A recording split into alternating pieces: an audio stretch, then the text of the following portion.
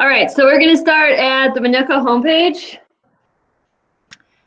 Underneath students and parents, there's a link for the library. All right, once you're there, there's a spot at the top that says find a book. Okay, the big blue thing here says Sora. This is how you get to the ebooks. Okay, underneath it, click here for instructions to get started. So like I said, if you miss something or forget, just click there and it's a Google Doc with step-by-step instructions. Okay, so to get to it, just click on the link there. In order to log in, it's going to ask you what school you go to. So either it'll come up like this or you'll have to search through a list to find Manuka. Okay, so you pick your school.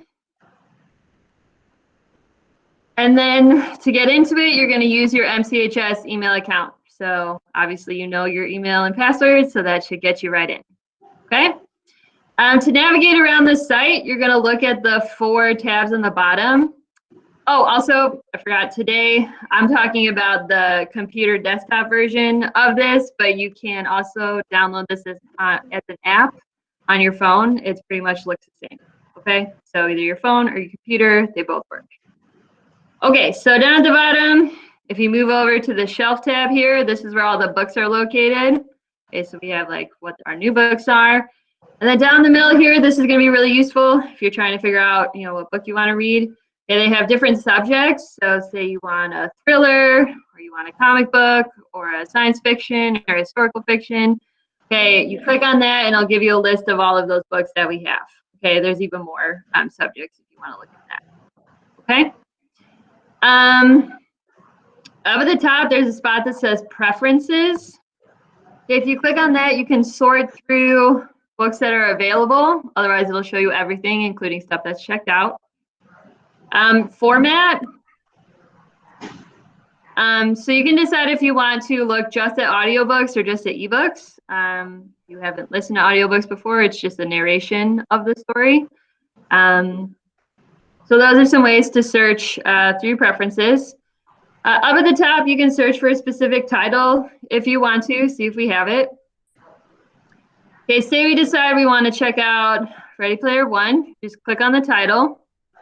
It's going to give you some information about the book, a little summary. Okay, over on the side here, there's like the genres it falls in, fantasy, fiction, science fiction. So if you want similar books, you can check on those. Over on this side here, ooh, this one's already checked out. Over on the side here, it gives you the option to read a sample. So if you want to read the first, like maybe 10 pages, it'll let you do that to see if you want it. Okay, you can add it to a list for later if you want to check it out at a later date. If you do want to check it out, all you have to do is click borrow. Okay, if it is checked out already, you can, it'll say hold it, so you can place a hold on it. Okay, and then it'll show up once it's available. Okay, so I'm going to go ahead and borrow this book. Okay, it's going to open up. Okay, and to move through the book, either like on your phone, you just swipe, or you click right on your computer. Okay, if you click up towards the top or the bottom of the reading screen, it'll give you some options, like you can see how far you are in the book. There's a little hamburger symbol up here. There's some reading settings. Okay, so you can actually make the font bigger if that helps you. You can change the lighting. There's a couple other font options that you can mess with if you want to. Okay. All right. So that's once we're inside the book. To get to your book later or to see what you have checked out, down at the bottom, there's a shelf option. Okay, so you can see I have these 2 books checked out.